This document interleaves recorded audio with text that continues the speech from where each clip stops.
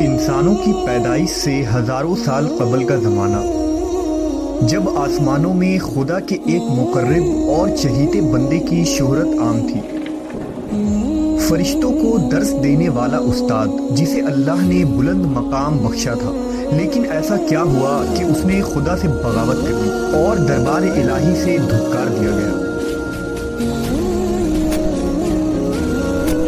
حضرت آدم علیہ السلام کی پیدائش سے قبل آسمانوں پر دو قسم کے مخلوق رہتی تھی، ایک نوری اور دوسری ناری۔ نوری مخلوق نور سے پیدا کیے گئے تھے، جسے ملائکہ یا فرشتہ کہا جاتا ہے۔ یہ دن رات عبادت الہی میں مصروف رہا کرتے تھے، اور ان کے یہاں نہ عورتیں ہوتی تھیں اور نہ ہی ان کی نسل چلتی تھی۔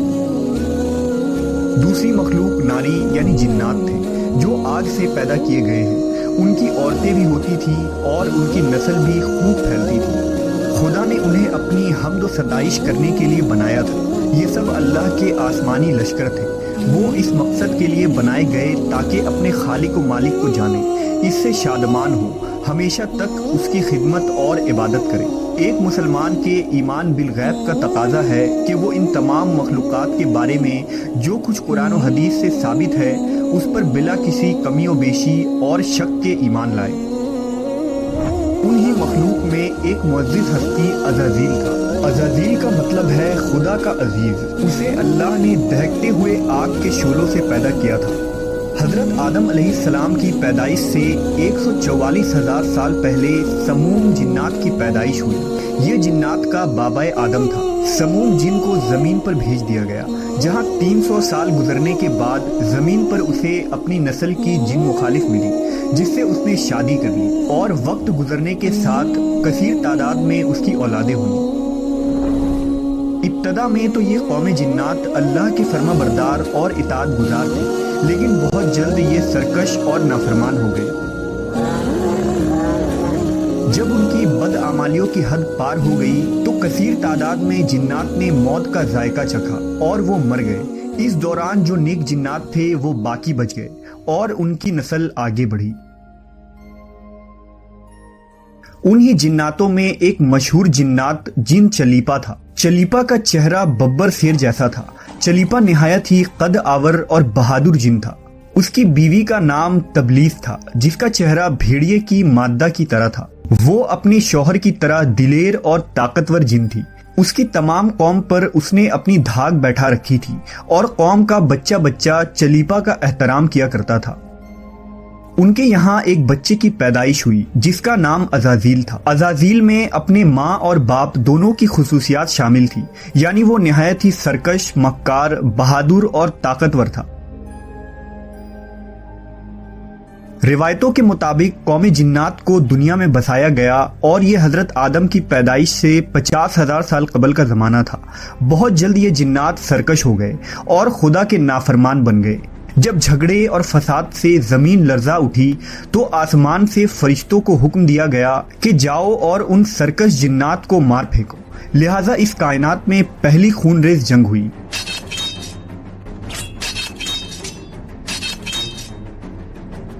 جس میں عزازیل کے ماں باپ یعنی چلیپا اور تبلیس نے بڑی بہادری سے جنگ کی، لیکن فرشتے ان پر غالب آ گئے۔ فرشتوں کا وار ان جناتوں پر اس طرح پڑتا کہ وہ اشک کھا کر گر پڑتے۔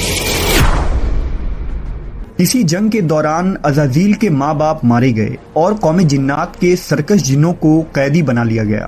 ان قیدیوں میں شہزادہ عزازیل بھی تھا۔ فرشتے جب اسے بارگاہ الہی میں لائے تو ان کو حکم ہوا کہ عزازیل کی بہترین تربیت کرو۔ چنانچہ فرشتوں نے عزازیل کی تربیت بہترین انداز سے کی۔ عبادت، ریاضت کے طریقے اور آداب سکھائے گئے۔ اس طرح وہ بہت جلد اللہ کا مقرب ترین بندہ بن گیا۔ ایک وقت ایسا آیا کہ عزازیل اللہ کا سب سے چہیتا، عبادت گزار، ریاضت کرنے والا اور زاہد بندہ تھا، جس میں اس کا کوئی ثانی نہ تھا۔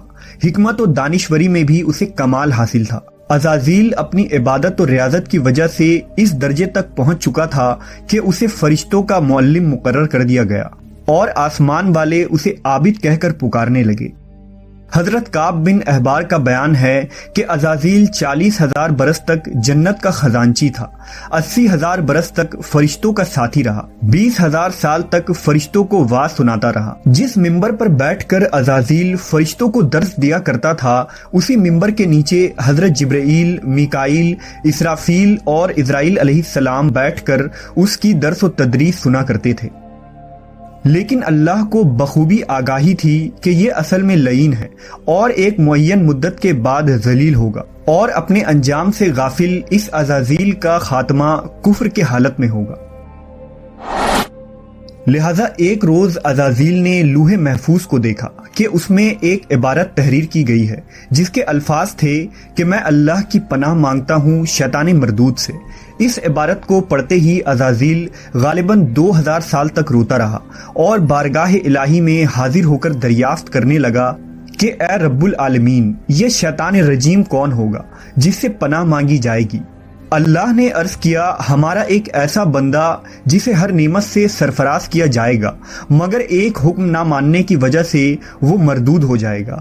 عزازیل نے خواہش کی کہ میں اس ملعون کو دیکھنا چاہتا ہوں، جس پر اللہ کی جانب سے عرض کیا گیا کہ تو جلد اسے دیکھے گا۔ عزازیل ہر لمحے اس سوچ میں غمگین رہتا کہ آخر وہ ملعون کون ہوگا جو خدا کا حکم ماننے سے انکار کرنے کی جرت کرے گا۔ اس خوف سے وہ مزید عبادت اور توبہ میں مصروف رہنے لگا، یہاں تک کہ ہزاروں سال بیت گئے، جب ایک روز عزازیل کو معلوم ہوا کہ اللہ تعالیٰ ایک نئی مخلوق پیدا فرما رہے ہیں جس کے لیے دنیا کے ہر کونے سے مٹی لائی گئی ہے۔ اللہ تبارک و تعالیٰ نے حضرت آدم کے پتلے کو اپنے دست قدرت سے پیدا فرمایا اور یہ بغیر روح کے 40 سال تک اسی حالت میں پڑا رہا۔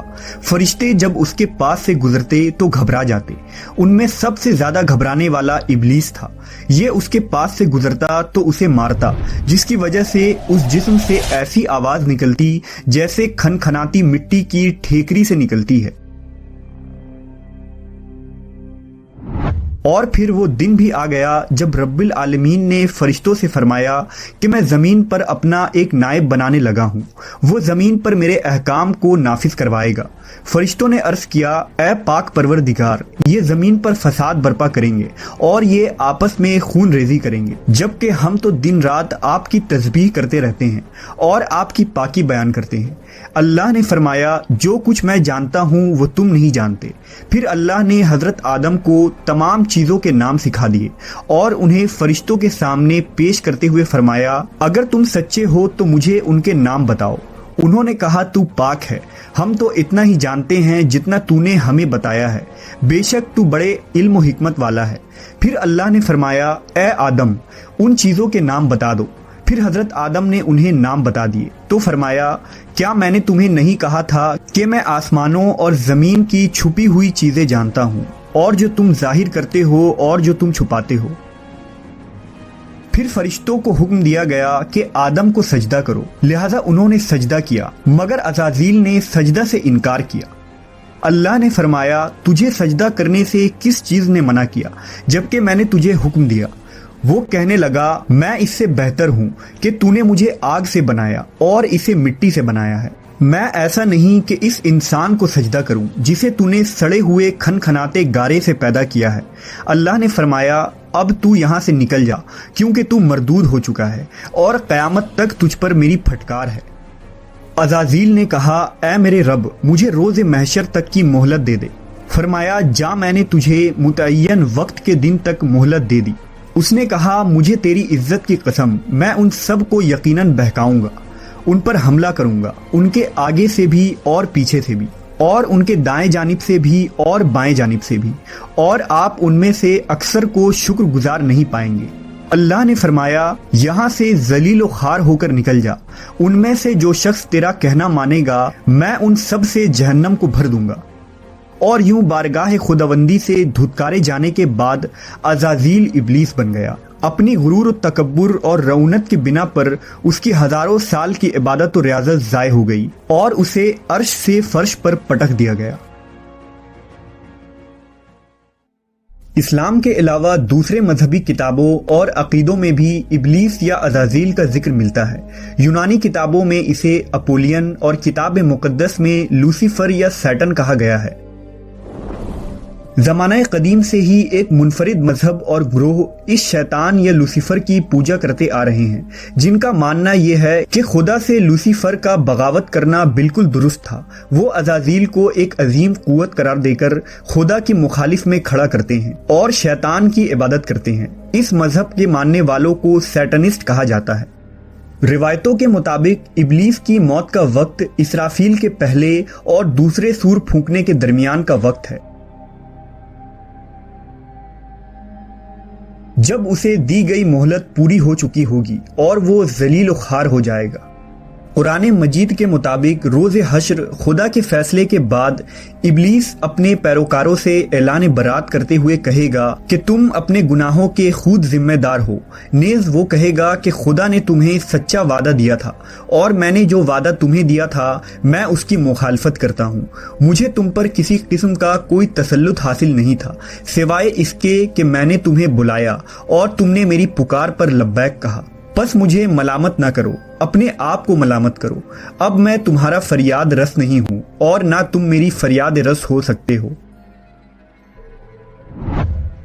अज़ाज़ील का हजरत आदम अलैहिस्सलाम को सजदे से इनकार का जज्बा हसद था, जिसने उसे मजबूर किया कि मेरी जगह आदम को क्यों मिल गई। ये उसका जज्बा तकब्बुर और गुरूर था कि मैं सबसे आला हूँ। ये सिर्फ उस एक सजदे के इनकार की बात नहीं थी, बात इताअत से सरकशी की थी। इब्लीस ने दिल में खुद को रब मान लिया था। इस शिर्क अजीम के नतीजे में इब्लीस ता क़यामत रुस्वा और लानती ठहरा और औलाद आदम को भटकाने के लिए आज़ाद करार पाया।